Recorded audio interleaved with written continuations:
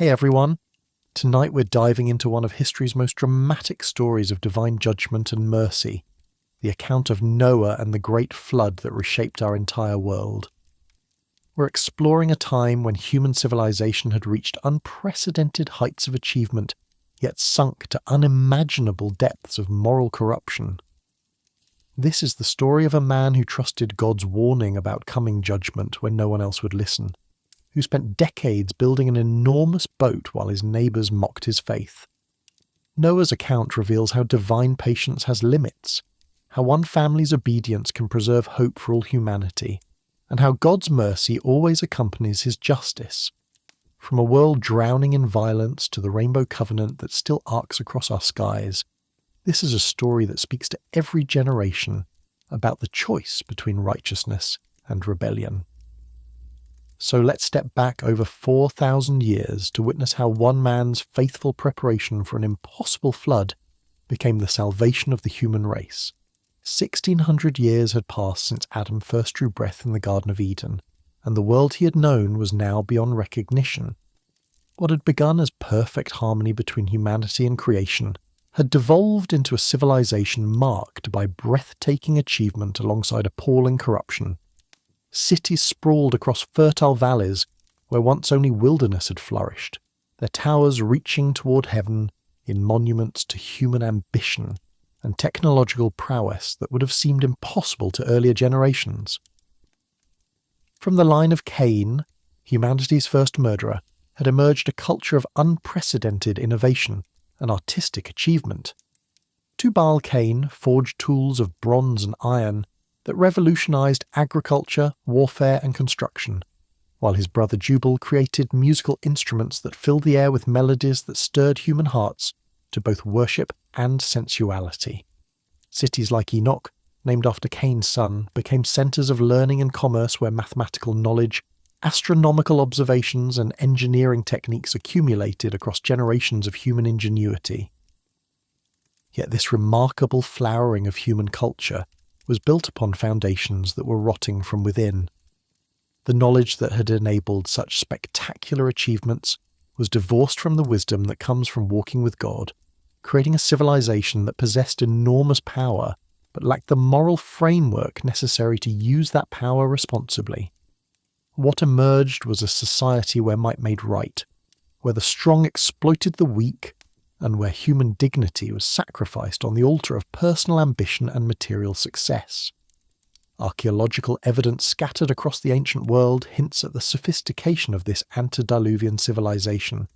Massive stone structures that required engineering knowledge that rivals modern capabilities, metallurgical techniques that produced alloys of remarkable durability, and astronomical alignments that demonstrate mathematical precision. Yet these same sites reveal evidence of violence, oppression, and religious practices that involved human sacrifice and sexual perversion on scales that suggest systematic corruption rather than isolated incidents of wrongdoing. Population growth during these early centuries was explosive, fueled by lifespans that extended for nearly a millennium and birth rates that reflected divine blessing upon human fertility. Adam himself lived for 930 years, watching his descendants multiply into tribes and nations that spread across continents and established civilizations of staggering complexity. The world that Noah inherited was not a primitive pastoral society, but a global culture with advanced technology, sophisticated trade networks, and accumulated knowledge that had been building for over a millennium. But with this population explosion came the amplification of human sinfulness on a scale that previous generations could never have imagined. Violence was not merely an individual problem, but a systemic reality that shaped every aspect of social organization. Wars were waged not just for territory or resources, but for the sheer pleasure of conquest and domination. Economic systems were built on exploitation and slavery that reduced human beings to mere property to be bought, sold, and discarded when no longer useful. Sexual corruption had reached levels that made normal family relationships nearly impossible to maintain, as the boundaries between appropriate and inappropriate relationships were erased in favour of whatever provided immediate gratification. The institution of marriage, designed by God as the foundation of human society, was perverted into temporary arrangements that served convenience rather than covenant commitment. Children were conceived and abandoned, raised in environments that taught them that power and pleasure were the only values worth pursuing. Religious life had degenerated from the simple worship of the Creator that had characterized the early generations into complex systems of ritual and sacrifice that honored created things rather than their maker. The knowledge of God that had been passed down from Adam through Seth and his descendants was corrupted into polytheistic religions that worshipped forces of nature, deified human rulers, and demanded human sacrifice to appease angry gods who were really demons masquerading as divine beings.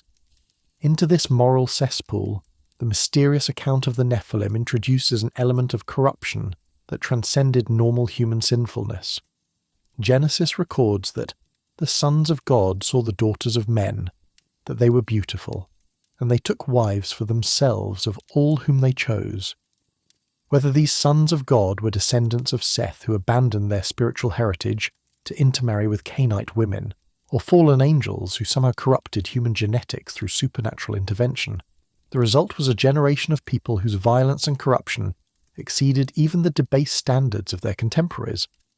These Nephilim were described as mighty men who were of old, men of renown, suggesting not just physical size but extraordinary abilities that made them dominant figures in their societies.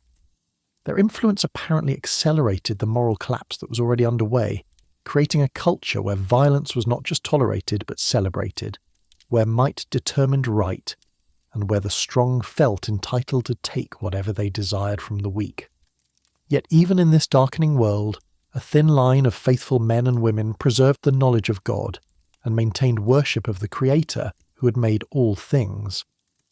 The genealogy from Adam through Seth to Noah reads like a roll call of those who chose righteousness, in generations that were increasingly hostile to divine truth. Enosh, whose name means mortal or frail, lived during a time when men began to call upon the name of the Lord, suggesting both human recognition of their need for divine help and the beginning of organized worship. Enoch stands out in this genealogy as a man who walked with God so consistently and completely that God took him without experiencing death, a translation that provided hope and encouragement to faithful believers in subsequent generations.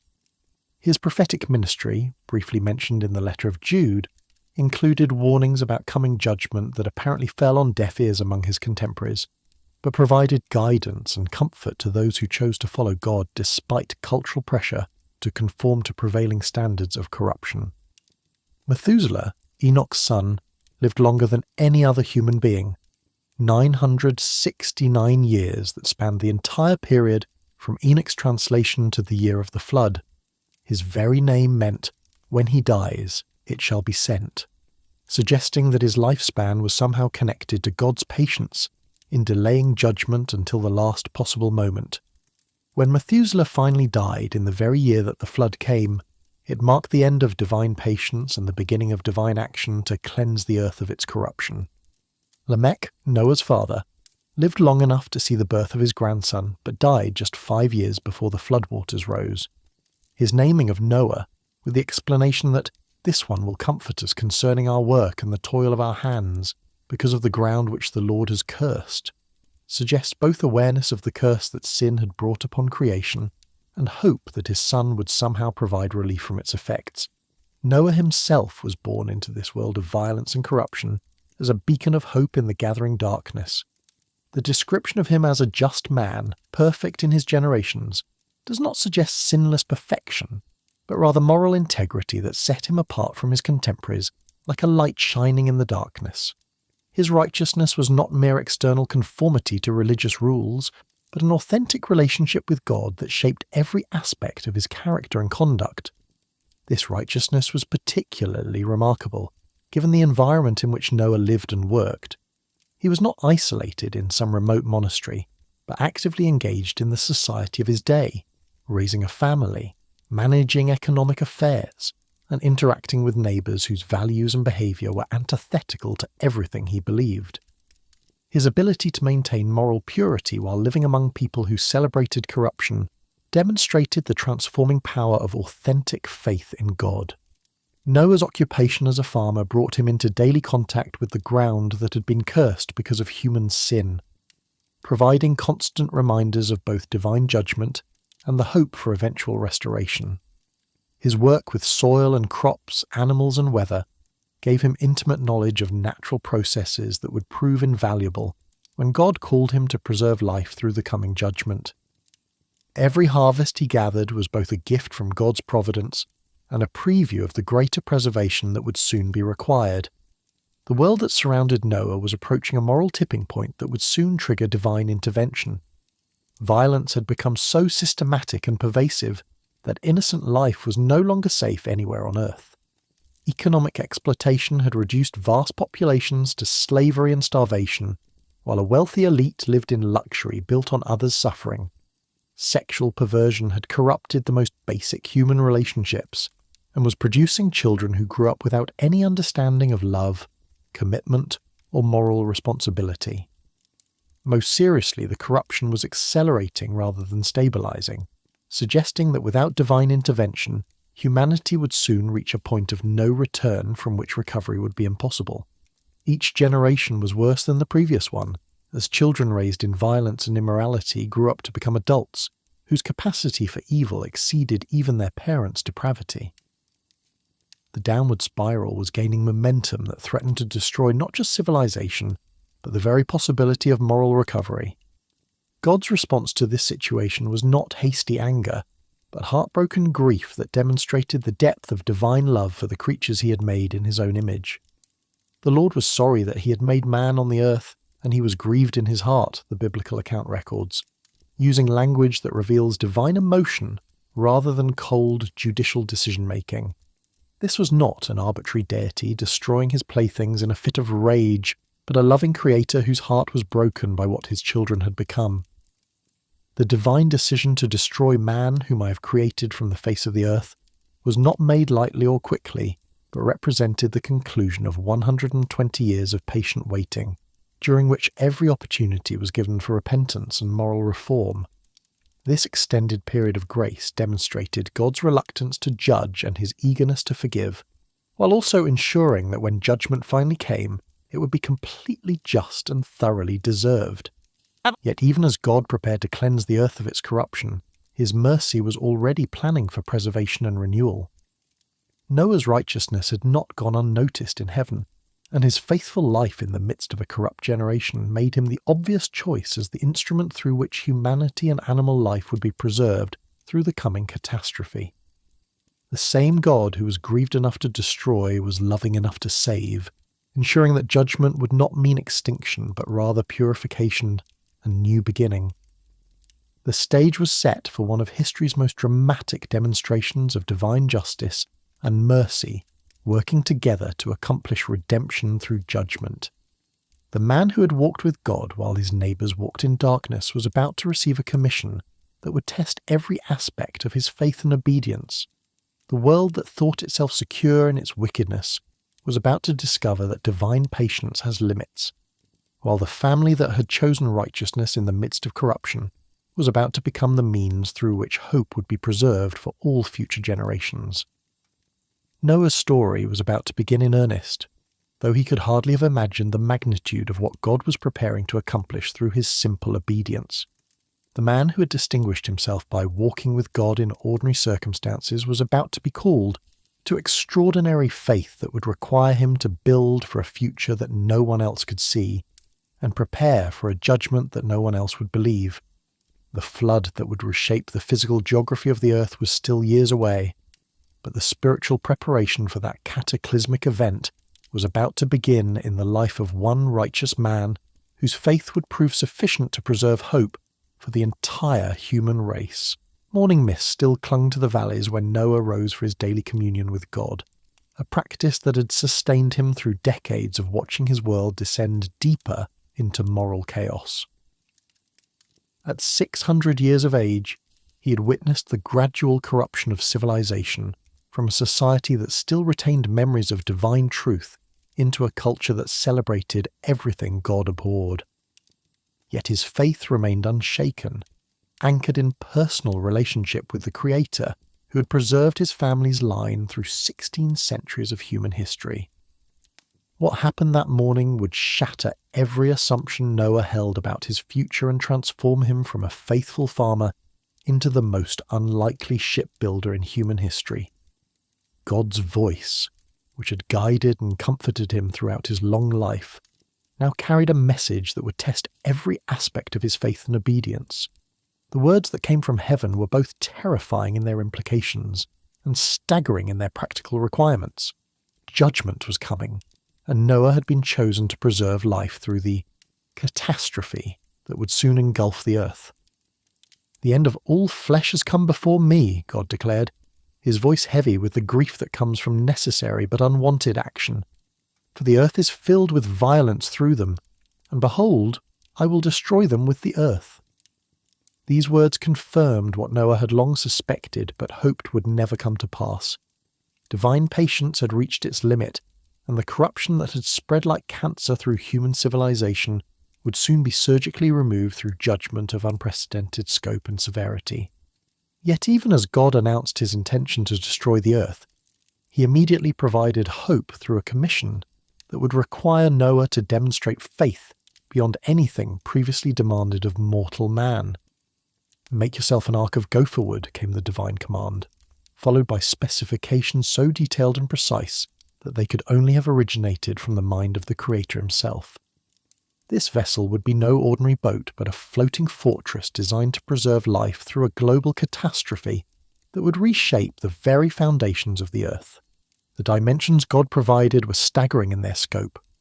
300 cubits long, 50 cubits wide, and 30 cubits high, measurements that translated into a vessel roughly 450 feet in length, 75 feet in width, and 45 feet in height.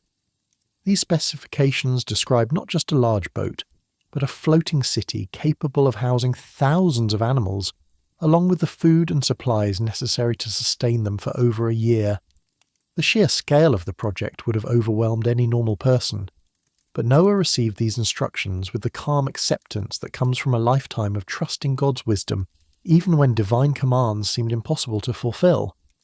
The construction details that followed demonstrated divine engineering that far exceeded the shipbuilding knowledge of Noah's generation. The ark was to have 3 decks, providing maximum storage capacity while ensuring structural integrity that could withstand the violent forces of a global flood. Windows were to be placed near the top to provide ventilation and light, while a door in the side would allow access for loading animals and supplies. Most importantly, the vessel was to be sealed with pitch both inside and outside, creating a waterproof barrier that would protect its precious cargo from the destructive waters that would soon cover the earth. The choice of gopher wood for construction material was itself remarkable, suggesting a type of tree that possessed the strength, durability, and workability necessary for such an enormous project. Whether this referred to cypress, cedar, or some other species now extinct, the divine specification indicated wood that could be shaped into planks and beams, capable of supporting the massive weight of the completed ark, while remaining flexible enough to withstand the stresses of floating on turbulent seas. For Noah, receiving these instructions must have created a mixture of awe, terror, and bewilderment that tested every aspect of his spiritual maturity. The man who had lived his entire life as a farmer was now being called to become a shipbuilder, constructing a vessel larger than anything that had ever been built, while working with materials and techniques that would challenge the most skilled craftsmen of his day. The practical impossibility of the task was matched only by its spiritual necessity, creating a test of faith that would require sustained obedience over many years. The location where this great vessel was to be built presented its own challenges and opportunities for ridicule from Noah's contemporaries. Archaeological and geological evidence suggests that the ark was constructed far from any body of water large enough to float such an enormous craft, making the entire project appear to be the fantasy of a deluded old man rather than preparation for divine judgment. Noah's neighbours, who lived in a world where rain was predictable and floods were localised, could see no reason for building a massive boat in what appeared to be a completely inappropriate location. The mockery that began as soon as Noah started clearing land and assembling materials would continue for decades as the seemingly impossible project slowly took shape. Friends and relatives who had respected his wisdom and integrity throughout his long life now questioned his sanity as he devoted enormous amounts of time, energy, and resources to what appeared to be an utterly pointless endeavour. The social cost of obedience to God's command was immediate and severe, isolating Noah's family from a community that could not understand why a successful farmer would abandon his livelihood to chase what appeared to be a divine delusion. Yet Noah's response to this ridicule revealed the depth of character that had distinguished him throughout his life. Rather than defending his actions through lengthy explanations or attempting to convince skeptics through logical arguments, he simply continued the work God had assigned him, demonstrating faith through action rather than words. His steady persistence in the face of mounting opposition provided a powerful example to his family, while also serving as a silent witness to neighbours who preferred mockery to serious consideration of divine warning. The technical challenges of constructing such an enormous vessel without modern tools or machinery required innovation and ingenuity that pushed ancient building techniques to their absolute limits. Every tree had to be felled by hand, every plank shaped with primitive tools, every joint fitted through careful measurement and painstaking craftsmanship. The amount of gopher wood required for the project was staggering. Scholars estimate that thousands of mature trees would have been needed to provide the lumber necessary for the ark's construction. Gathering and preparing this material would have required years of preliminary work before actual construction could begin. Trees had to be selected for their size and quality, felled during appropriate seasons to ensure proper curing, and transported to the building site through methods that tested human ingenuity and endurance. The pitch needed for waterproofing had to be gathered from natural sources and prepared according to techniques that ensured complete coverage of every surface that would contact water. The engineering challenges of assembling such a massive structure using only human labour and primitive tools would have tested the limits of antediluvian technology. Foundation work had to ensure that the vessel's enormous weight was properly supported during construction, while scaffolding systems allowed workers to reach the upper portions of the ark as it gradually took shape. The fitting of planks and beams required precise measurements and careful craftsmanship that could not afford errors when dealing with a project of such critical importance. Noah's role in this construction process went far beyond that of a supervisor or project manager to encompass every aspect of design, engineering, and execution. He had to master skills that had taken other men lifetimes to develop, learning everything from forestry to carpentry to naval architecture in service of a divine commission that allowed no margin for error. The pressure of knowing that the survival of every living creature depended on the quality of his workmanship added spiritual weight to every decision and every action. The financial cost of the ark's construction was enormous, requiring resources that would have bankrupted most families and challenged even the wealthiest individuals of Noah's generation. The lumber alone represented a fortune in materials, while the tools, ropes, and other supplies necessary for such a project required significant capital investment.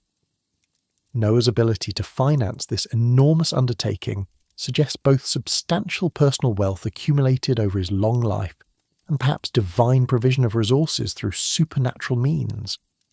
The impact on Noah's family was profound and transformative, as his wife and sons found themselves committed to a project that would define the rest of their lives and determine their place in human history.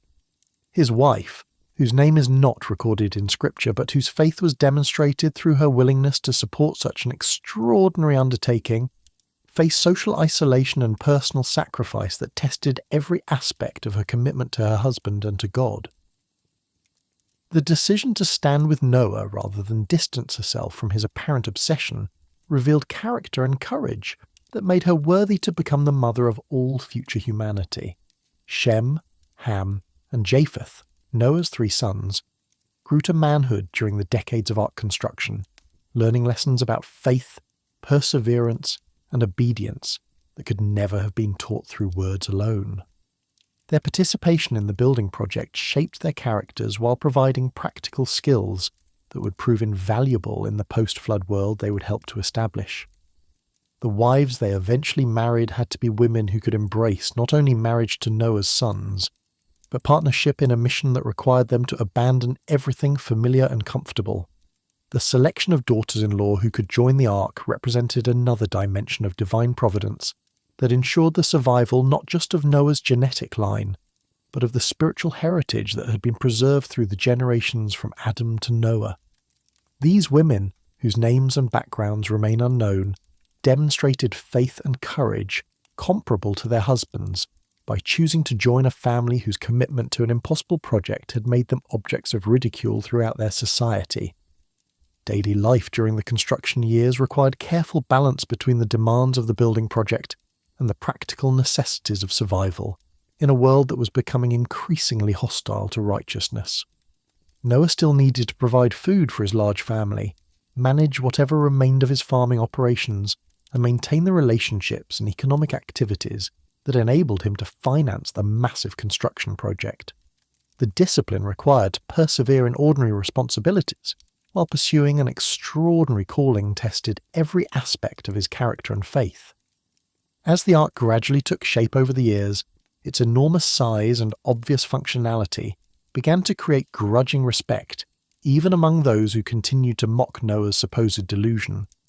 The quality of workmanship, the sophistication of design, and the sheer scale of the achievement were impossible to ignore, even by those who refused to believe that such a vessel would ever be needed. Some began to wonder if perhaps the old man knew something they didn't, though few were willing to take seriously his warnings about coming judgment.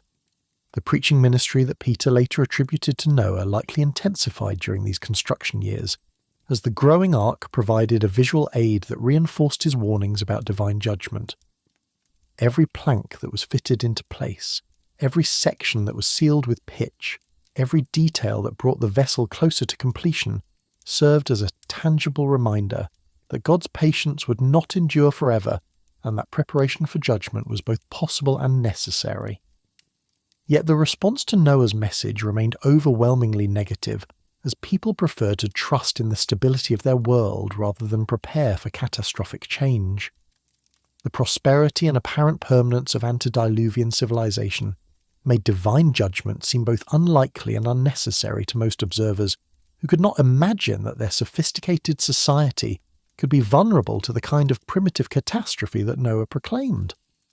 Their confidence in human achievement and technological progress blinded them to the spiritual realities that made judgment both inevitable and just.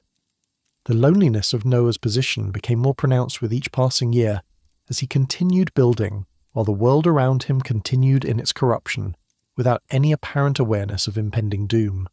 The isolation that came from possessing divine knowledge that others refused to accept tested his faith and perseverance, while also refining his character in ways that prepared him for the enormous responsibilities that lay ahead. Children born and raised during the construction years grew to adulthood, having never known a world without the massive ark dominating their landscape, yet most apparently never seriously considered what its presence might mean for their future.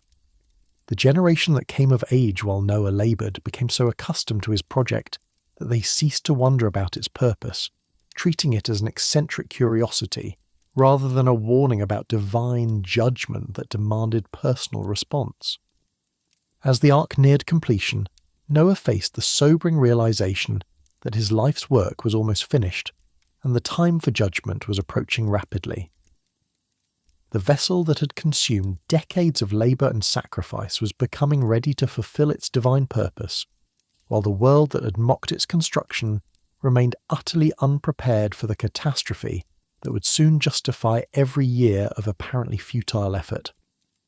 The stage was set for the next phase of God's plan, when the empty ark would be filled with the animals and supplies necessary for preserving life through the judgment that could no longer be delayed. Dawn broke over the construction site with the same relentless rhythm that had marked every morning for the past 7 decades, illuminating a landscape transformed by Noah's patient obedience to divine command. Where once fertile farmland had produced crops that fed his family and enriched his community, now stood the skeleton of an enormous vessel that dwarfed every structure his generation had ever conceived. The ark rose from the earth like a wooden mountain, its massive ribs reaching toward heaven in silent testimony to one man's faith in God's promise of judgment and deliverance. 75 years of labour had aged Noah from a vigorous 500-year-old farmer into an ancient patriarch whose hands bore the scars of countless cuts from tools and splinters, whose back curved slightly under the weight of decades spent shaping massive timbers, yet whose eyes still burned with the quiet fire of unshakable conviction. Every wrinkle on his weathered face told the story of seasons spent working in sun and rain, heat and cold, while neighbours passed by shaking their heads at what they considered the folly of a man who claimed to hear voices from heaven. The work itself had become a form of worship, each stroke of the adze transforming rough timber into precisely fitted planks, each application of pitch ceiling joints that would soon face pressures no earthly vessel had ever been designed to withstand. Noah's hands had learned to read wood grain like scripture, understanding which pieces would bear weight and which would bend without breaking under the stresses that would soon test every joint and connection throughout the massive structure. Shem, Ham, and Japheth had grown from boys into men during these decades of construction, their characters shaped as much by the daily discipline of faithful labour as by their father's teaching about righteousness and divine purpose. They had learned carpentry and engineering through practical experience rather than formal instruction, developing skills that would serve them well in the world they would soon inherit.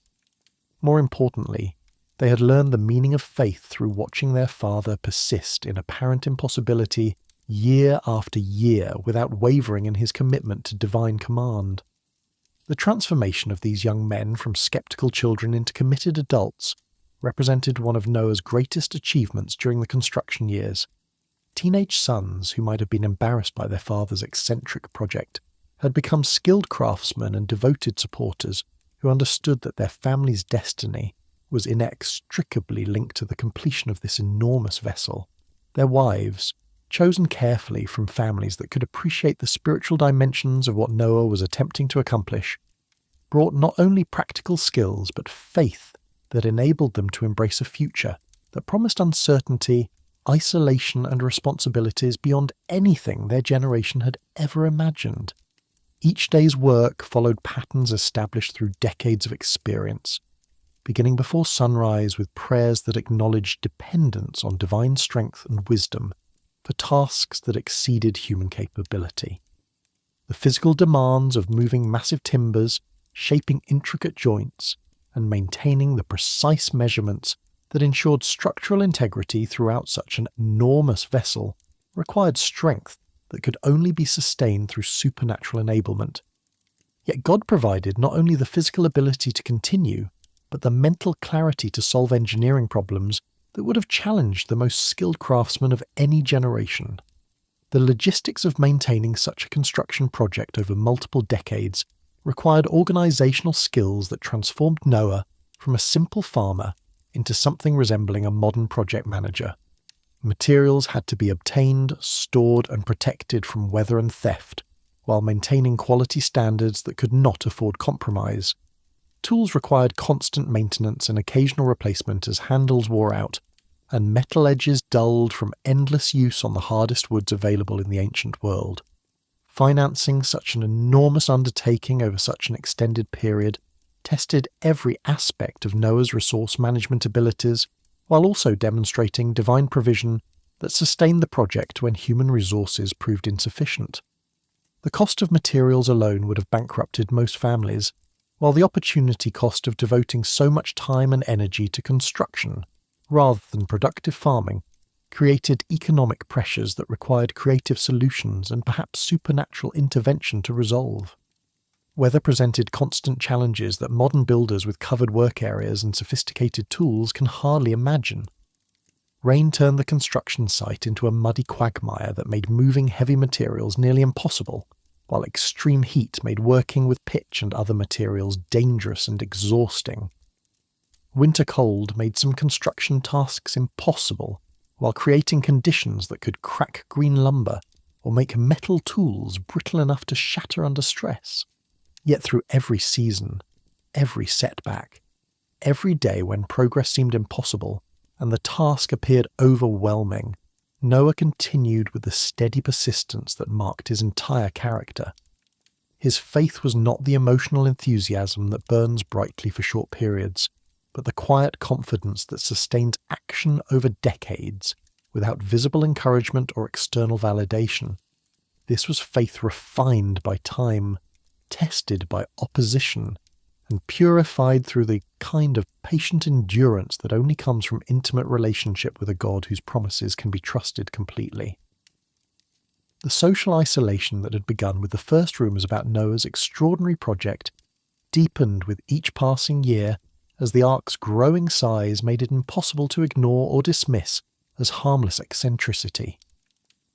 Former friends found excuses to avoid visiting the construction site, while business associates gradually distanced themselves from a man whose obsession with building a massive boat seemed to indicate mental instability rather than divine calling.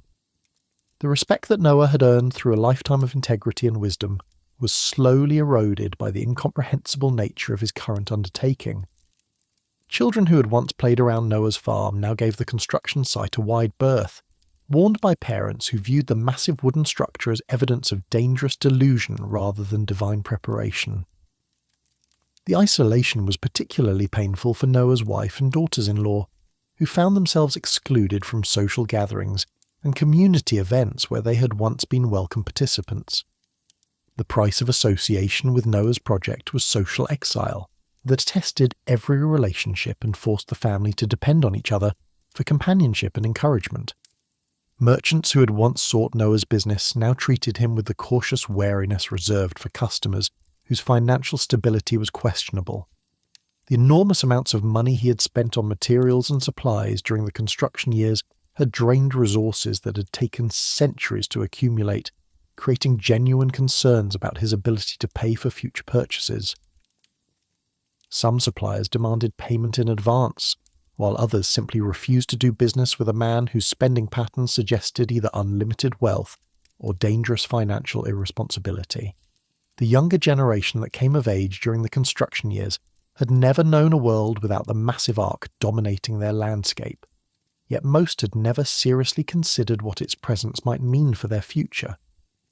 The vessel had become such a familiar feature of their environment that they ceased to wonder about its purpose, treating it as a permanent fixture rather than preparation for catastrophic change that would soon transform every aspect of human existence. Professional craftsmen who visited the construction site were impressed despite themselves by the quality of workmanship and sophisticated engineering that characterized every aspect of the project. The precision of measurements, the strength of joints, and the obvious durability of construction techniques demonstrated skills that commanded respect, even from those who considered the entire undertaking to be pointless. Some admitted privately that if a global flood did occur, Noah's vessel would probably be capable of surviving conditions that would destroy any other structure they could imagine. Religious leaders who still maintained some connection to the worship of the true God found themselves in an uncomfortable position regarding Noah's project and his claims about divine revelation. If his warnings about coming judgment were true, their failure to support his ministry and prepare their own followers represented a dereliction of spiritual duty that would have catastrophic consequences. Yet the apparent impossibility of his predictions and the social cost of association with his message made most choose silence rather than endorsement of what might prove to be embarrassing delusion. The animals that roamed the region seemed strangely attracted to the construction site, often gathering in groups that watched the daily progress, with what appeared to be unusual interest and intelligence. Migratory birds altered their traditional routes to circle the growing vessel, while wild creatures that normally avoided human habitation showed remarkable boldness in approaching the ark. These behaviours puzzled observers who had no framework for understanding how divine preparation for preservation might be influencing animal instincts in ways that prepared them for unprecedented change. Seasonal rhythms that had governed human activity for 16 centuries began to take on new significance as Noah watched weather patterns and natural signs that might indicate the approaching time for divine judgment. Normal variations in rainfall and temperature were scrutinized for hints that the stable climate patterns that had characterized human history were beginning to shift in preparation for the catastrophic changes that would soon reshape the entire Earth. Dreams and visions that came to Noah during these years provided encouragement and guidance that sustained him through periods of doubt and discouragement, when the magnitude of his task seemed overwhelming and the opposition of his community felt unbearable. These divine communications confirmed that his work was progressing according to divine plan, while also preparing him for the specific responsibilities he would face when the time came to load the ark and begin the next phase of God's preservation strategy. The completion of major construction milestones provided opportunities for celebration and thanksgiving that reminded Noah's family of the divine purpose behind their enormous sacrifice and patient labour. Each finished deck represented months of careful work, while the installation of windows and doors marked progress toward the functionality that would soon be desperately needed. The application of final coats of pitch created a waterproof barrier that transformed the wooden structure into a vessel capable of preserving life through conditions no other craft could survive. Physical exhaustion became a constant companion during the final years of construction, as Noah's aging body struggled to maintain the pace of work necessary to complete the project, within the time frame that divine revelation seemed to suggest. The strength that had sustained him through decades of heavy labour was beginning to show signs of age-related decline, creating urgency about finishing the task before physical limitations made continued progress impossible. Mental and emotional strain also took their toll as the weight of responsibility for preserving life through divine judgment pressed upon Noah's consciousness with increasing intensity. The knowledge that every living creature's survival depended on the quality of his workmanship and the completeness of his preparations created pressure that would have crushed anyone lacking absolute confidence in divine guidance and support. Family discussions during these final construction years focused increasingly on practical preparations for the time when the ark would be called into service. Food storage requirements for feeding thousands of animals for over a year required careful calculation and advanced preparation that tested every aspect of their understanding about nutrition, preservation, and storage techniques. The logistics of caring for so many different species in such confined quarters demanded planning that went far beyond anything their agricultural experience had prepared them to handle. The apparent completion of the ark's basic structure marked a transition from construction work to the preparation and provisioning that would be necessary before the vessel could fulfill its divine purpose. Storage areas had to be fitted with containers and organizational systems that would enable efficient feeding and care of the animals that would soon arrive through means that Noah could not yet imagine. Living quarters for his family had to be prepared with supplies that would sustain human life and maintain sanity during what promised to be the most challenging experience in human history.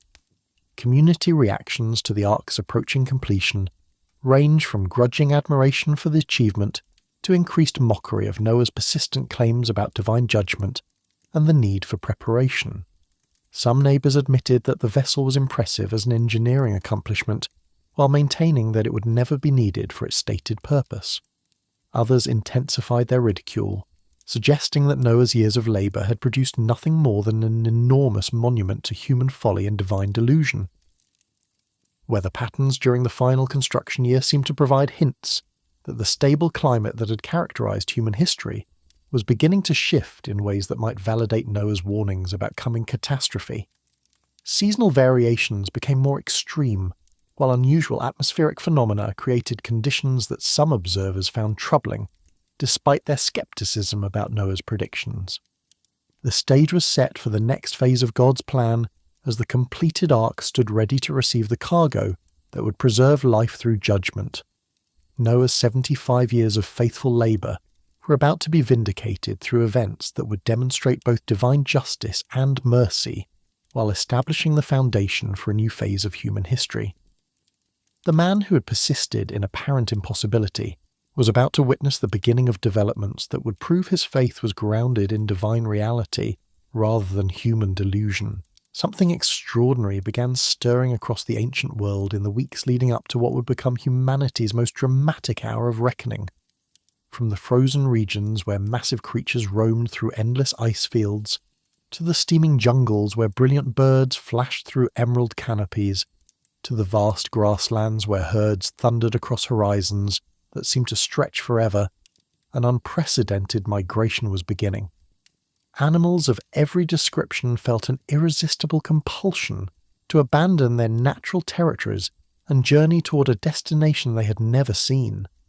Guided by instincts that overrode every survival mechanism evolution had supposedly programmed into their behavior, Noah first noticed the change during his morning inspection of the completed ark, when a pair of wolves emerged from the distant forest and settled themselves at the edge of his property without showing any sign of aggression or fear. These magnificent predators, whose presence should have scattered every domestic animal for miles around, simply sat watching the massive vessel with an intelligence and purpose that seemed almost human in its intensity. Behind them, barely visible through the morning mist, other shapes moved through the trees, creatures whose approach would normally have sent Noah reaching for weapons, but now filled him with wonder and growing anticipation.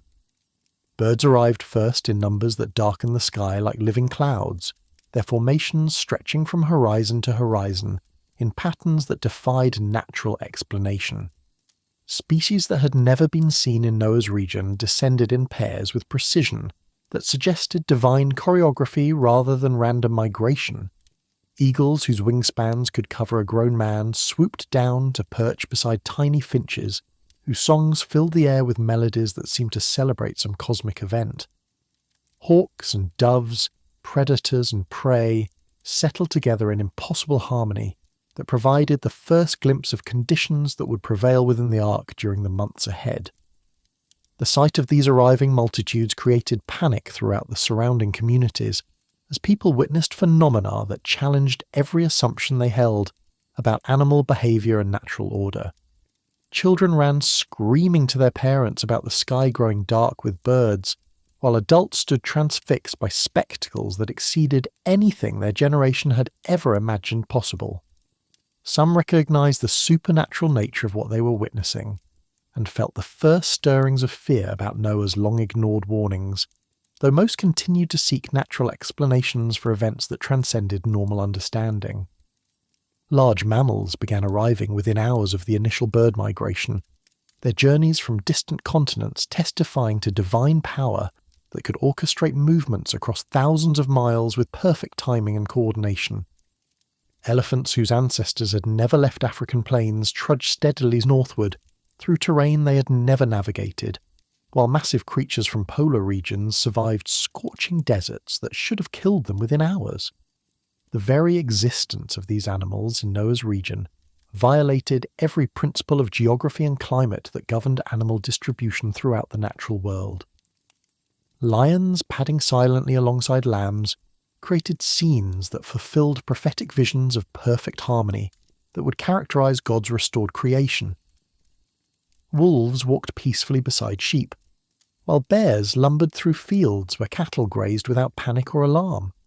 The natural enmity that had existed between predator and prey since humanity's fall into sin was temporarily suspended as all creation participated in God's preservation plan. These impossible partnerships provided living illustrations of divine power that could transform even the most fundamental aspects of natural law when kingdom purposes required such intervention. Reptiles slithered from caves and crevices where they had remained hidden for generations, their cold-blooded metabolism somehow sustained through journeys that required energy expenditures far beyond their normal capabilities. Massive serpents, whose length exceeded anything recorded in natural history books, moved through populated areas without attacking or threatening anyone, while smaller species travelled in groups that displayed cooperation unknown in their solitary nature. Crocodiles left river systems where they had lived for centuries, somehow surviving extended periods out of water while migrating toward an inland destination that offered no apparent aquatic habitat. Insects arrived in swarms that would normally have devastated crops and terrorized populations, yet these billions of creatures showed no interest in feeding or reproducing during their supernatural journey toward Noah's Ark. Locusts that could have stripped entire regions bare of vegetation flew overhead in formations that blocked sunlight without pausing to consume even a single leaf. Bees, whose hives represented years of careful construction, abandoned their elaborate structures to follow instincts that superseded every behaviour pattern that had governed their species since creation. Marine creatures presented the most mysterious aspect of this unprecedented gathering, as representatives from oceans and seas somehow made their way to Noah's inland location through means that defied logical explanation. Fish that required salt water for survival travelled in containers of unknown origin, while deep-sea creatures that had never experienced surface conditions arrived in perfect health, despite being removed from their natural pressure environments. Whales, whose massive size should have made inland travel impossible, somehow reached the Ark's vicinity, demonstrating divine power that transcended every physical limitation. Noah and his family watched these supernatural arrivals with emotions that range from overwhelming awe to paralyzing terror as they realized the magnitude of responsibility that God had placed upon their shoulders.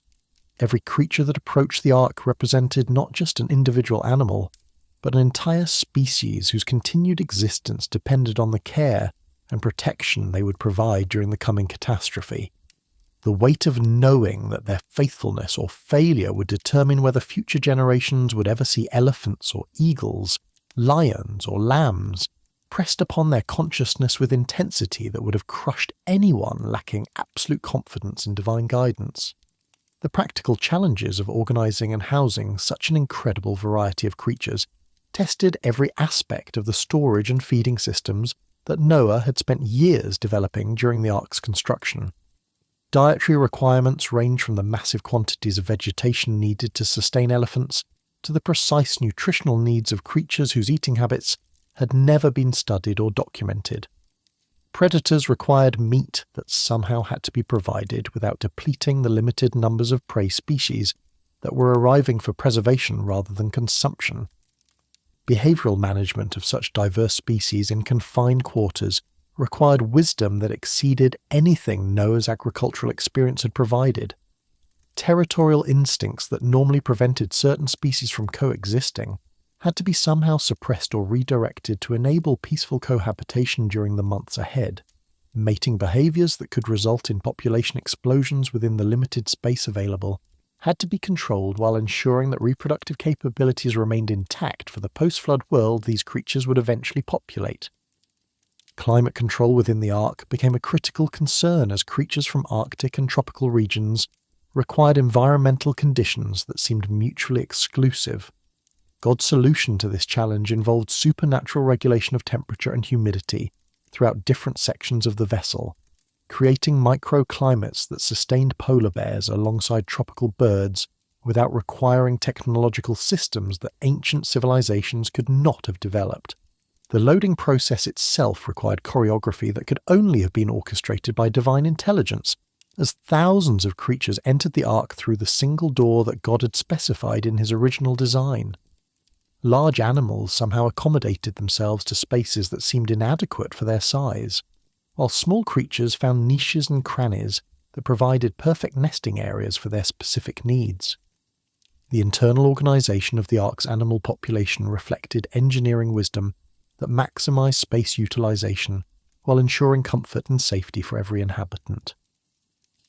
Feeding schedules and food storage systems that Noah had developed during the construction years proved adequate for the unprecedented challenge of sustaining such diverse nutritional requirements.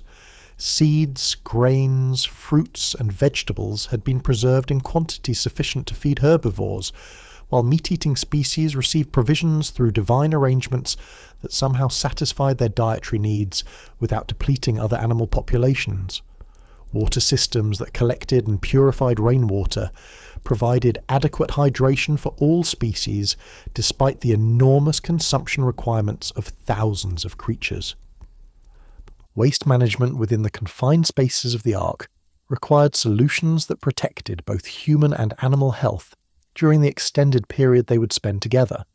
Divine wisdom provided systems that prevented the accumulation of harmful bacteria, while maintaining sanitary conditions that modern zoos would find challenging to achieve with sophisticated technology.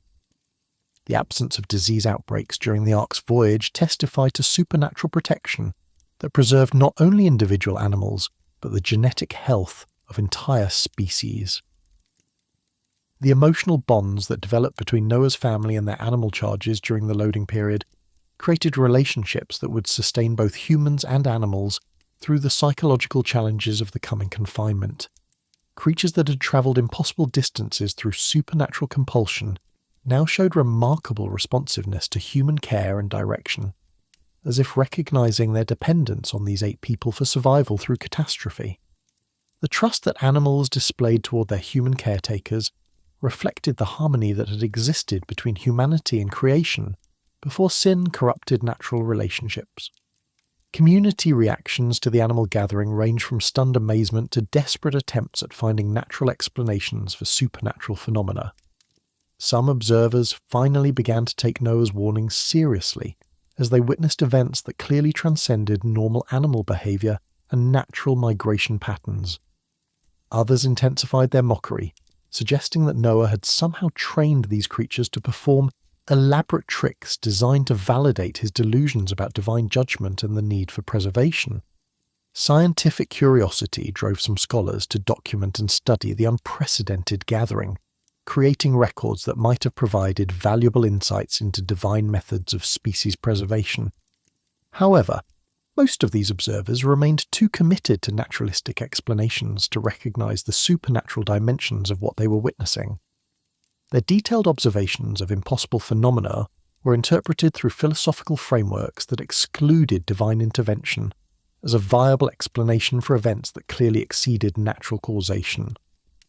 Religious leaders faced increasing pressure to provide theological explanations for developments that seemed to validate Noah's claims about divine revelation and coming judgment. Some began to reconsider their dismissive attitudes toward his message, while others doubled down on their conviction that God would never destroy the advanced civilization that humanity had built over 16 centuries. The supernatural animal gathering forced difficult questions about divine power and purpose that many preferred to avoid rather than address honestly. Children who witnessed the approaching creatures displayed fewer skeptical reservations than their parents, often showing remarkable intuitive understanding of the spiritual significance of what they were observing. Their excitement about seeing animals they had never imagined created educational opportunities that some parents used to teach about divine power and purpose, while others discouraged such interest to avoid endorsing Noah's message about coming judgment. Economic disruption throughout the region resulted from the animal gathering, as normal activities became impossible in areas crowded with creatures that had never been seen in such concentrations. Trade routes were blocked by migrating herds, while agricultural work was hindered by animals that showed no fear of human presence, but also demonstrated no interest in consuming crops or threatening livestock. The temporary suspension of normal predator-prey relationships created conditions that some interpreted as glimpses of paradise, while others found simply confusing and disorienting. Weather patterns during the animal gathering period became increasingly unusual, as atmospheric conditions seemed to anticipate the dramatic changes that would soon transform global climate systems. Barometric pressure fluctuations created discomfort for both humans and animals, while unusual cloud formations and wind patterns suggested that stable weather systems were beginning to destabilize in preparation for unprecedented meteorological events. Divine timing became evident as the final animals arrived just as Noah completed his preparations for closing the ark and beginning the most challenging phase of his mission. 7 days remained before the floods would begin, providing exactly enough time for final arrangements and adjustments that would ensure the survival of every creature that had been entrusted to his care. The precision of this timing demonstrated planning that exceeded human organizational capabilities, while also revealing divine control over every aspect of the preservation process. Noah's final survey of his loaded ark revealed a floating zoo that represented the genetic heritage of every species that had ever walked, crawled, flown, or swum on the earth God had created. From microscopic insects to massive mammals, every category of life was represented by breeding pairs that would repopulate the world after judgment had cleansed it of corruption. The responsibility he bore for preserving this incredible diversity of life would have overwhelmed anyone lacking absolute confidence in divine provision and protection. The stage was set for the closing of the ark and the beginning of divine judgment that would vindicate Noah's faith while demonstrating both God's justice and mercy to a watching universe. The man who had built in faith for 75 years was about to see his obedience rewarded through events that would reshape both the physical earth and human civilization. The creatures that had travelled impossible distances through supernatural guidance were about to begin the most extraordinary voyage in natural history. 7 days of final preparation passed with agonizing slowness as Noah and his family completed the last arrangements for their unprecedented voyage into an unknown future. Every hour brought fresh opportunities to question divine wisdom, to wonder if perhaps the supernatural animal gathering had been misinterpreted, to hope that maybe God would change his mind about the necessity of global judgment. Yet each sunset that painted the sky in brilliant reds and purples seemed to whisper warnings of blood and fire, while each dawn that broke over the loaded ark carried the weight of approaching doom that could no longer be avoided or postponed. The decision to enter the ark came not through human initiative but divine command, as God himself directed Noah and his family to take their places alongside the creatures they would shepherd through the coming catastrophe. "Come into the ark, you and all your household," the voice from heaven declared, using language that emphasized invitation rather than mere instruction. This was not abandonment of a doomed world, but rescue of a faithful remnant who would carry the seeds of renewal into a future that only divine eyes could see. Noah's steps toward the ark's entrance carried the weight of finality that comes with crossing thresholds from which there can be no return. Behind him lay everything familiar, the land where he had been born and raised, the communities that had shaped his early years, the graves of ancestors whose lives had connected him to humanity's long journey from paradise to corruption. Ahead lay uncertainty that tested faith with questions that had no human answers. How long would they remain enclosed? What world would emerge from the waters? Would his family prove adequate for the enormous responsibility of repopulating the earth? His wife's courage in taking this final step matched his own, though her tears revealed the emotional cost of leaving behind relationships and memories that had enriched her long life. She had stood beside Noah through decades of ridicule and isolation, supporting his building project when everyone else considered it folly, maintaining faith in divine promises when evidence suggested only delusion. Now she walked into the ark knowing that she might never again see sunlight on familiar fields, or share conversations with neighbours whose friendship had once brought joy to ordinary days. Shem, Ham, and Japheth followed their parents with expressions that mixed apprehension with determination. Young men whose entire adult lives had been shaped by preparation for this moment, yet who could never have imagined the reality of actually abandoning everything they had known. Their wives, chosen specifically for their ability to embrace an impossible mission, displayed courage that would soon be tested by months of confinement in conditions no human had ever experienced. These 8 people carried within their genes the genetic heritage of all future humanity, while their characters would determine what kind of civilization would emerge from the judgment that was about to reshape the world. The interior of the ark, though familiar from months of preparation and provisioning, now felt different as Noah's family took their places among the thousands of creatures whose care had been entrusted to them. Animal sounds that had seemed manageable during loading now created a constant cacophony that reminded them of the magnitude of their responsibility. Elephants trumpeted, lions roared, birds sang in dozens of different tones, while smaller creatures added chittering and chattering that blended into a symphony of life that would provide the soundtrack for their extraordinary voyage. Divine presence manifested itself in ways both comforting and awe-inspiring, as God himself sealed the door that would protect them from the judgment about to fall upon the corrupted world. No human hand closed that entrance. No mechanical device secured the opening through which they had entered. The Creator, who had commanded the building of this vessel, now personally ensured its integrity. demonstrating care for his faithful servants while also making clear that their preservation depended entirely on his power rather than human engineering or preparation. Outside the sealed ark, the world continued its normal activities with the oblivious confidence that had characterized humanity's response to Noah's warnings for over a century. People married and were given in marriage, bought and sold property, planned for futures they would never see, and mocked the old man whose massive boat had finally swallowed him and his family, along with their collection of animals. Children played games in streets that would soon disappear forever, while adults pursued ambitions that would prove meaningless within hours. The first drops that fell from gathering clouds seemed no different from countless other showers that had watered the earth throughout 16 centuries of human history. Rain was familiar, predictable, beneficial, nothing to fear from a civilization that had learned to manage water through sophisticated irrigation systems and architectural techniques that channeled precipitation for maximum agricultural benefit. Even the intensity of the downpour that soon developed appeared to be merely an unusually heavy storm that would pass like all others had passed. But these were not ordinary raindrops descending from normal clouds through familiar atmospheric processes.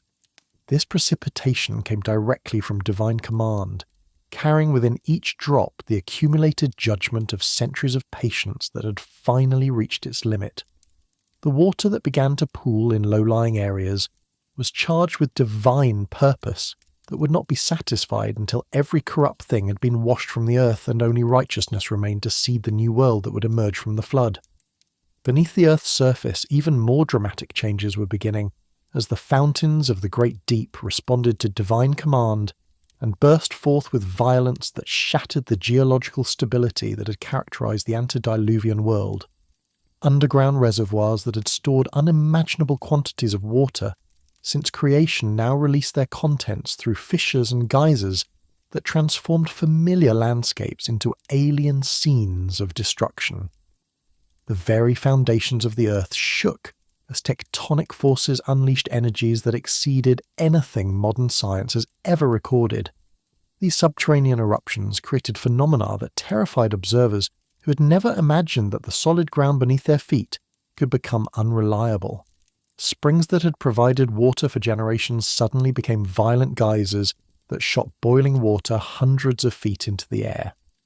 Rock formations that had seemed permanent landmarks cracked and shifted as underlying support structures collapsed under pressures that exceeded their design limits.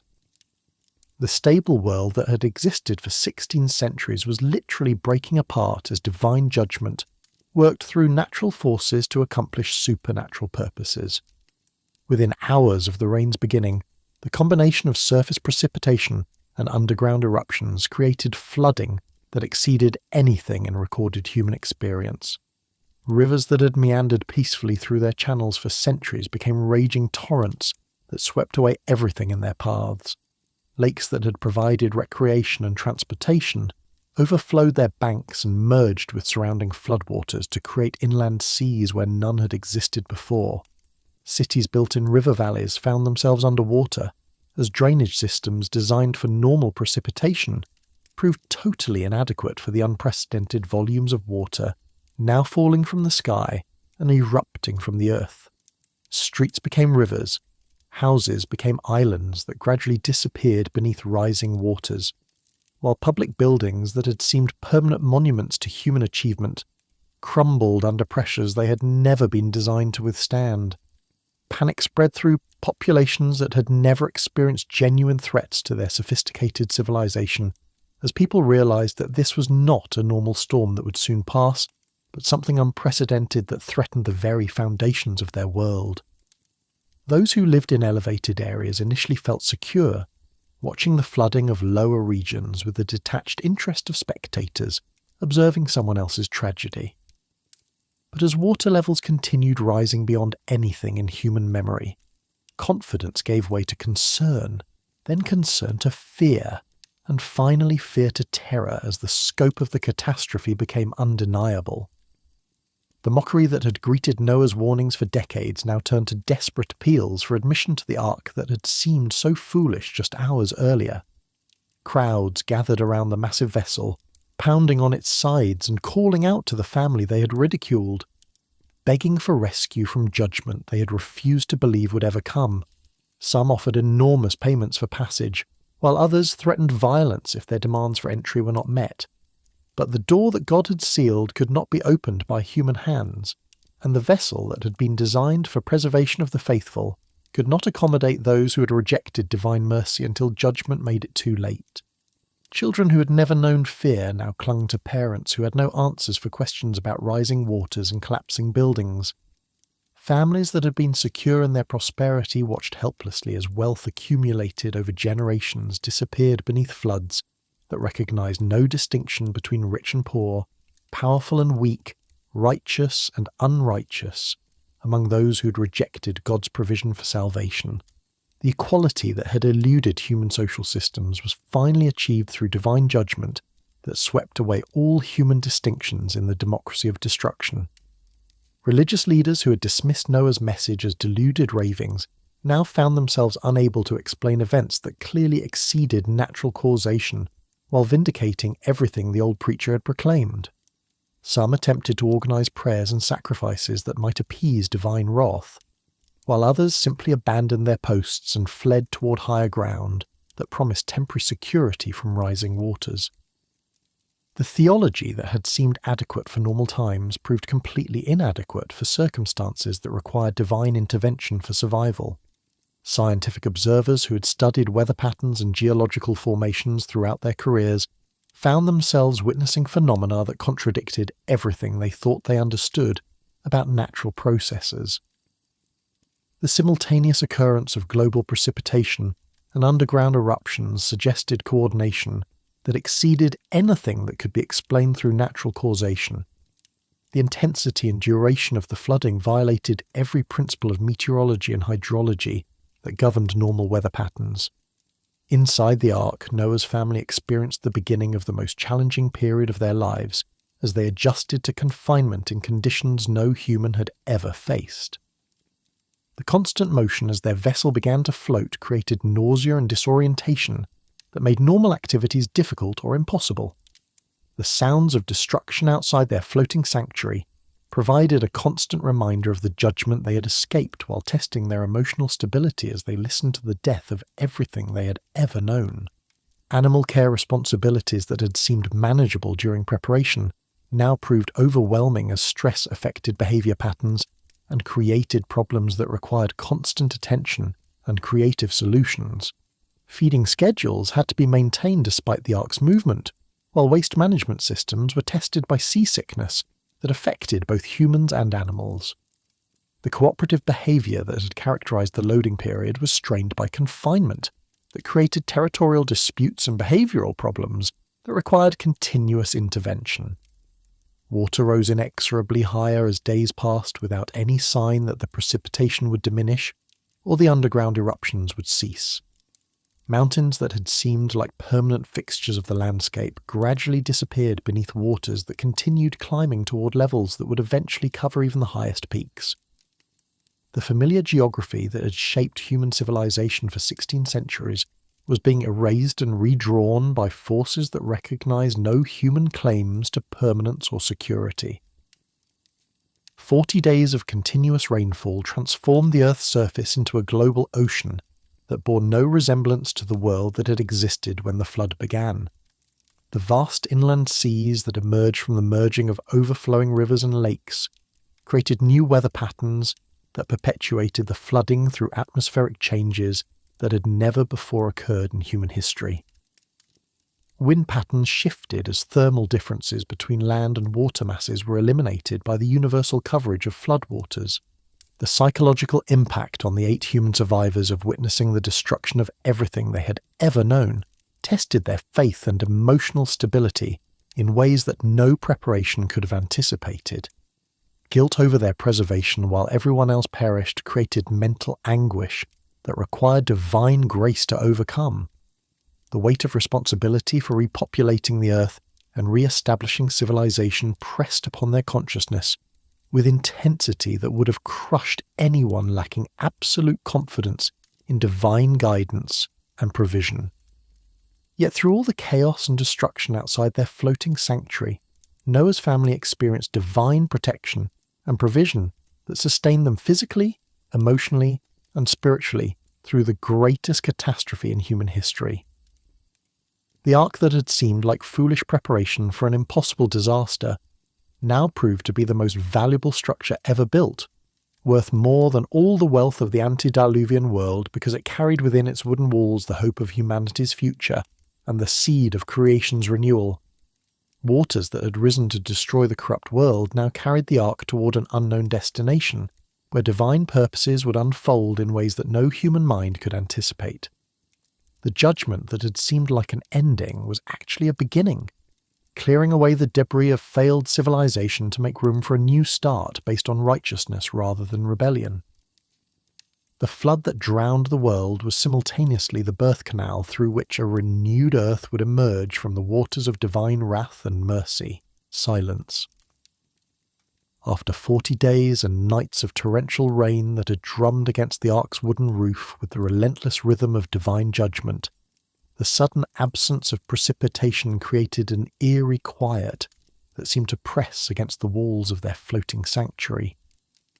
Noah's family had grown so accustomed to the constant sound of water falling from heaven that the cessation felt almost unnatural, as if the world itself was holding its breath while waiting to see what would emerge from the greatest catastrophe in human history.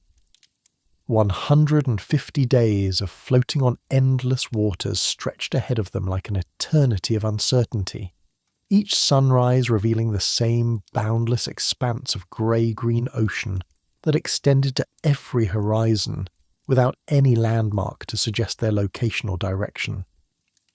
The earth that had once provided stability and orientation through familiar mountains, rivers, and valleys had disappeared beneath waters that covered even the highest peaks, creating a world as alien and featureless as the surface of another planet.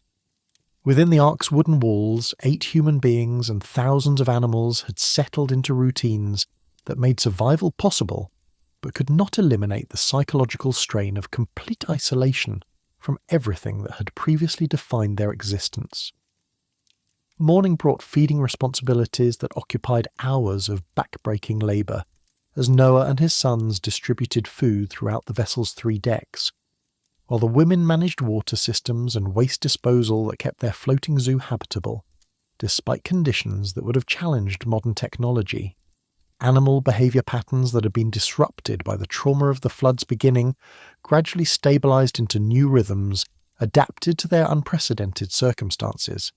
Species that had never coexisted in natural environments learned to share confined spaces with remarkable cooperation that suggested divine intervention in natural instincts. Predators showed no interest in hunting prey that lived within reach, while territorial animals somehow accommodated neighbours whose presence would normally have triggered violent conflicts. The ark itself had proven remarkably seaworthy, despite being designed by a farmer with no naval experience, and built using construction techniques that predated sophisticated marine engineering by thousands of years. Its proportions, approximately 6 times longer than it was wide and 10 times longer than it was high, created stability that prevented capsizing while allowing enough flexibility to ride enormous waves without breaking apart. The pitch that sealed every joint and surface kept water out, even during storms that would have sunk vessels designed by the most skilled shipbuilders of later civilizations. Divine provision sustained both humans and animals through dietary needs that should have exhausted their supplies within weeks of beginning their voyage. Somehow, food stores that had seemed barely adequate for the journey proved sufficient not only for basic nutrition, but for maintaining health and strength throughout months of confinement. Water collection systems gathered enough precipitation to meet the enormous consumption requirements of thousands of creatures while maintaining quality that prevented disease outbreaks that could have decimated animal populations in such crowded conditions. Seasonal changes that had governed life throughout human history became meaningless when every day revealed the same unchanging seascape. Without familiar landmarks or celestial observations that could indicate their location or the passage of time, Noah's family depended entirely on their own record-keeping to track days and weeks that blended together in monotonous succession. The psychological challenge of living without external reference points tested mental stability, while forcing deeper dependence on divine guidance than any human had ever experienced. Weather patterns over the endless ocean created conditions unlike anything that had existed in the pre-flood world. Massive storm systems developed without the moderating influence of land masses, generating waves that would have been impossible when continents and islands broke up oceanic expanses. The Ark rode these mountainous swells with supernatural stability that demonstrated divine protection, while also revealing the magnitude of forces that were reshaping the Earth's surface beneath the waters. Family relationships within the Ark's confined quarters required adjustments that tested every aspect of emotional maturity and spiritual wisdom. Privacy was impossible. Personal space was minimal, and conflicts that might have been resolved through temporary separation now demanded immediate resolution to prevent ongoing tension that could affect everyone aboard. Noah's leadership abilities were tested daily as he mediated disputes between his sons, while maintaining the authority necessary to ensure cooperation in their life or death situation. The wives who had joined this extraordinary mission found themselves adapting to roles that no women in human history had ever faced. They were not merely passengers, but essential crew members whose work maintained systems that kept thousands of animals alive and healthy. Their cooperation with each other and submission to the overall mission required character strength that many modern women would find difficult to imagine, yet their faithfulness during these months would earn them positions as mothers of all future humanity. Educational opportunities during the long voyage provided unique experiences as Noah's family observed animal behaviours that no previous generation had ever witnessed. Living in such close proximity to creatures from every continent gave them insights into anatomy, reproduction, and social structures that would later prove invaluable as they worked to re-establish balanced ecosystems in the post-flood world. This enforced education in zoology and ecology prepared them for responsibilities as stewards of creation that went far beyond anything their agricultural background had provided. Mechanical maintenance of the Ark required constant attention, as wooden structures stressed by months of exposure to marine conditions needed repairs and adjustments that tested their problem-solving abilities. Tools that had been designed for construction work on dry land proved barely adequate for maintenance tasks in the humid, constantly moving environment of their floating home. Divine wisdom provided solutions to engineering problems that would have challenged naval architects with access to modern materials and equipment. Spiritual life during the voyage took on dimensions that had been impossible during their busy years of construction and preparation. Extended periods of prayer and meditation became essential for maintaining psychological balance, while processing the enormous theological implications of being the sole human survivors of divine judgment. The weight of responsibility for preserving not only human life, but the entire animal kingdom pressed upon their consciousness with intensity that drove them to deeper dependence on divine grace than any previous generation had experienced. Dreams and visions that came to Noah during the long months of floating provided encouragement and guidance that sustained hope when circumstances seemed hopeless. Divine communications reassured him that their ordeal would end according to God's perfect timing, while also preparing him for the enormous responsibilities that awaited them when they finally reached dry land. These supernatural experiences reminded them that their survival was not accidental but part of divine purpose that would unfold in ways they could not yet understand. Memory became both comfort and torment as Noah's family recalled the world they had lost, while struggling to imagine the future they would help create. Stories shared during evening gatherings preserved human history that would otherwise have died with the flood's victims, while also processing grief over friends and relatives who had rejected divine mercy and perished in the judgment. The burden of being sole survivors created survivors' guilt that required divine healing to overcome. Communication with the animal population developed beyond anything they had expected as prolonged interaction created bonds between humans and creatures that transcended normal domestication. Some animals showed remarkable intelligence and responsiveness that suggested awareness of their dependence on human care for survival. These relationships provided emotional support for Noah's family, while also establishing patterns of cooperation that would characterize human-animal relationships in the post-flood world. Astronomical observations through the Ark's window revealed celestial phenomena that may have differed from pre-flood conditions, as the catastrophic changes reshaping the Earth's surface possibly affected atmospheric conditions and seasonal patterns. The positions of stars and planets provided the only reliable indicators of direction and seasonal progression, though their significance was limited by the absence of familiar landmarks for navigational reference. Physical exercise within the Ark's limited space required creativity and discipline, as enforced inactivity threatened to undermine the health and strength that would be essential for the enormous tasks awaiting them after the flood.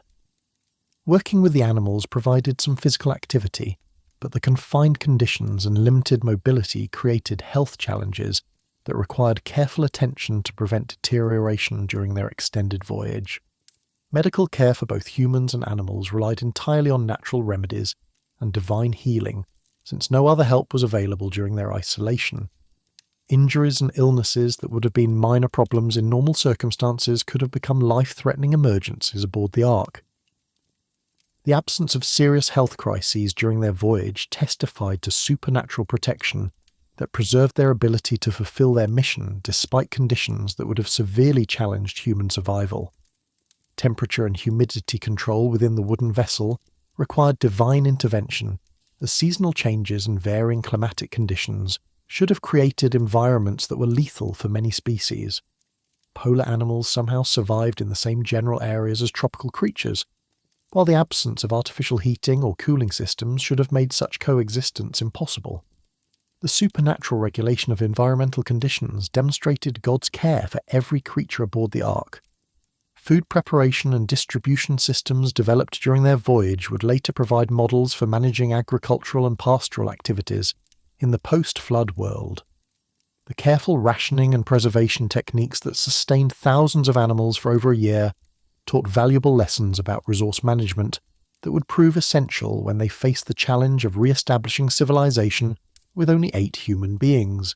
As months passed without any change in their circumstances, the psychological challenge of maintaining hope and purpose tested every aspect of their character and faith. The temptation to despair grew stronger with each identical day that revealed no sign of land or indication that their ordeal would ever end. Yet Noah's family persevered through trust in divine promises that seemed increasingly difficult to believe as their isolation continued without apparent purpose or progress. Divine timing that had orchestrated every aspect of their preservation continued to work according to purposes that exceeded human understanding. The waters that had risen to destroy corruption were also serving to accomplish geological changes that would prepare the earth for renewed human habitation.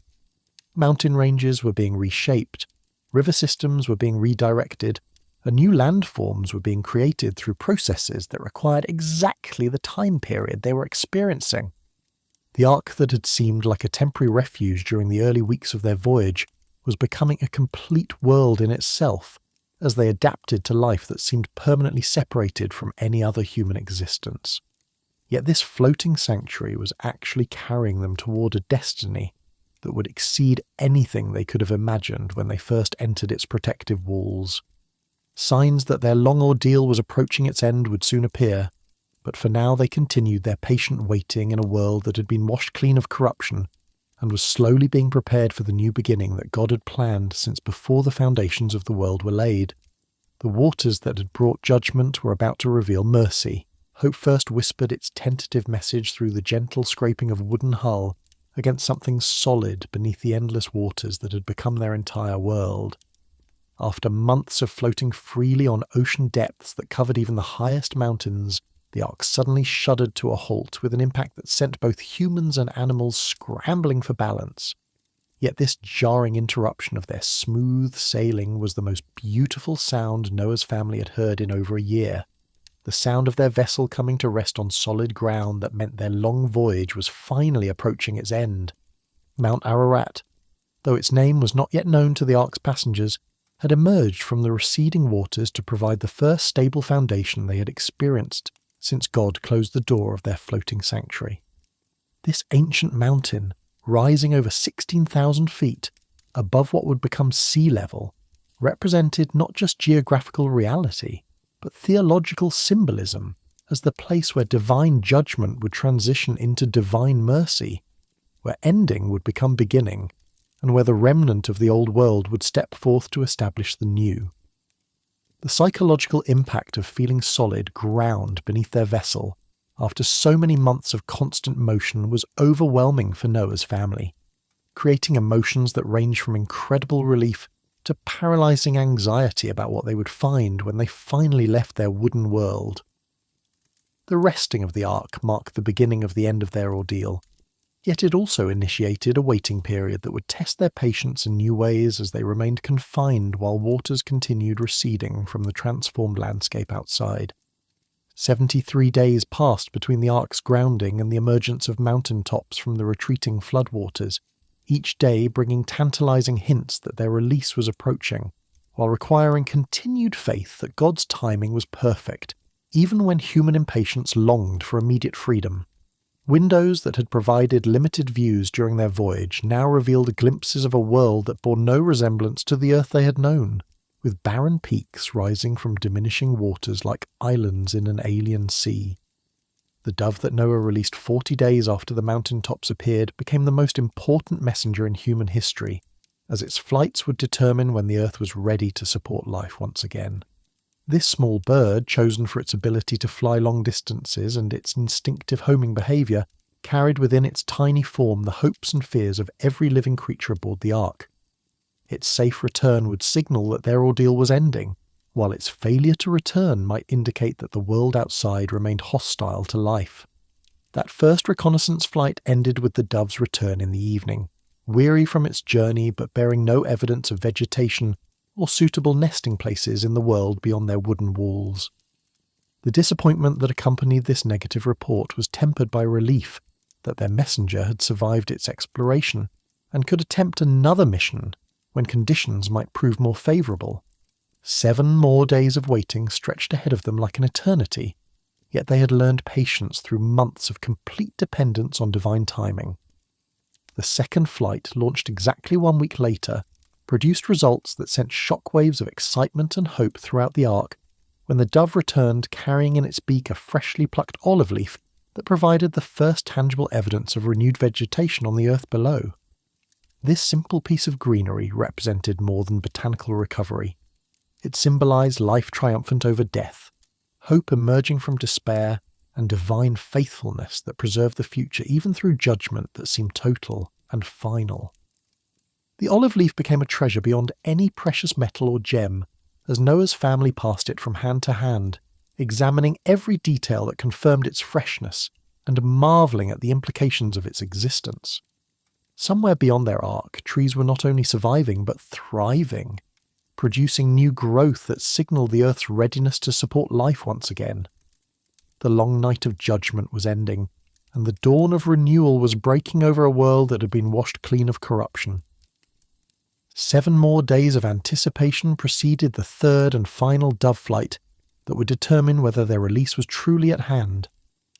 When their feathered messenger failed to return from this expedition, Noah and his family knew that suitable nesting conditions had been found, and that the time for their own emergence was rapidly approaching. The dove that had served so faithfully as their scout had now found freedom in the renewed world that awaited all of them.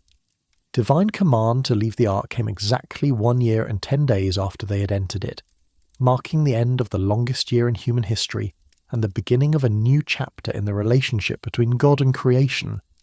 "Go out of the ark," the voice from heaven declared, using language that emphasized liberation rather than mere instruction. This was not eviction, but graduation from a year-long school of faith that had prepared them for responsibilities they could never have imagined when they first stepped aboard. Noah's first steps onto solid ground after 13 months of constant motion created sensations that were almost overwhelming as his body readjusted to stability and his eyes beheld landscapes that had been completely transformed by the geological forces unleashed during the flood. The earth beneath his feet was solid but different, reshaped by waters that had rearranged mountains, carved new valleys, and deposited sediments that created entirely new topography across the globe. The air itself seemed different, cleaner, fresher, somehow purified by the catastrophic cleansing that had removed not only human corruption, but also the environmental damage that had accumulated over 16 centuries of increasingly destructive civilization. Colours appeared more vivid, sounds carried more clearly, and the absence of the corruption that had polluted the antediluvian world was almost tangible in the atmosphere that surrounded them. Animal liberation from the ark created scenes of incredible beauty and profound significance as thousands of creatures emerged from their wooden sanctuary to populate a world that was essentially empty and waiting for their arrival. Species that had cooperated remarkably during their confinement now dispersed according to divine instincts that guided them toward environments suitable for their unique needs. The orderly exodus that followed divine command demonstrated the same supernatural coordination that had characterized their original gathering. Birds took flight in formations that covered the sky with wings and songs, spreading out across continents to establish new territories and begin the process of repopulation that would restore ecological balance to the cleansed earth. Mammals bounded, galloped, and wandered toward habitats that called to genetic memories older than the flood itself, while reptiles slithered and amphibians hopped toward water sources and climate zones that would support their particular requirements for survival and reproduction. The first altar that Noah built in the renewed world represented humanity's initial response to divine mercy that had preserved life through judgment. This simple structure, constructed from stones gathered on the slopes of Ararat, became the focal point for worship that acknowledged both God's justice in punishing sin and his grace in providing salvation for those who trusted his promises. The sacrifices offered upon this altar were not attempts to appease divine wrath, but expressions of gratitude for preservation that exceeded anything Noah's family could ever have deserved. The sweet aroma that rose from Noah's sacrifices pleased the Lord in ways that demonstrated divine satisfaction with righteous worship and faithful obedience. This was not the cloying scent of religious duty performed grudgingly, but the fragrant offering of hearts that had been purified through trial and proven through testing. God's response to this worship established principles that would govern his relationship with humanity throughout all future generations. Divine promises that followed Noah's worship created the theological foundation for all subsequent human civilization, as God established covenants that would never be broken regardless of human failure or rebellion. "Never again will I curse the ground because of humans," the Lord declared, acknowledging the persistent evil of human hearts, while simultaneously promising that future judgment would never again take the form of global flood. This was not condoning human sin, but committing to patience and mercy that would provide opportunity for repentance and redemption. The rainbow that appeared as the sign of this covenant was not merely a meteorological phenomenon, but a divine symbol that would remind both God and humanity of promises made in the aftermath of judgment. This arc of colour spanning the sky represented the bridge between divine justice and mercy, the visual reminder that God's wrath had been satisfied, and his grace was now extended to all who would receive it. Each colour in the rainbow spectrum told part of the story of redemption: red for the blood that would be shed to atone for sin, orange for the fire of divine holiness that demanded justice, yellow for the light of divine truth that would guide human steps, green for the life that would flourish under divine blessing, blue for the heaven that would eventually be humanity's home, indigo for the depths of divine wisdom that planned salvation, and violet for the royalty that would characterize God's kingdom when it was finally established on earth. The covenant established through the rainbow was unconditional, depending entirely on divine faithfulness rather than human performance. This was not a contract that could be broken by human failure, but a unilateral promise that reflected God's character and commitment to the creation he had made. Future generations might rebel, nations might corrupt themselves, and individuals might reject divine truth, but the rainbow would continue to appear as a reminder that God's mercy endures forever. Noah's family began the enormous task of re-establishing human civilization with resources and wisdom that far exceeded what any previous generation of pioneers had possessed. Their year aboard the Ark had provided education in animal husbandry, agriculture, meteorology, and ecology that prepared them for challenges that would have overwhelmed less experienced colonists. More importantly, they possessed direct knowledge of divine character and purposes that would guide their decision-making as they laid foundations for future human society. The distribution of Noah's 3 sons across different geographical regions initiated the repopulation of the entire Earth through family lines that would eventually become the ancestors of all future nations and peoples. Shem, Ham, and Japheth carried within their genetic heritage the biological diversity necessary to produce the entire spectrum of human physical characteristics, while their spiritual heritage would influence the religious and cultural development of their descendants for thousands of years. Agricultural activities that began almost immediately after their emergence from the Ark demonstrated both continuity with pre-flood practices and innovations that reflected lessons learned during their year of close observation of animal behaviour and plant growth patterns.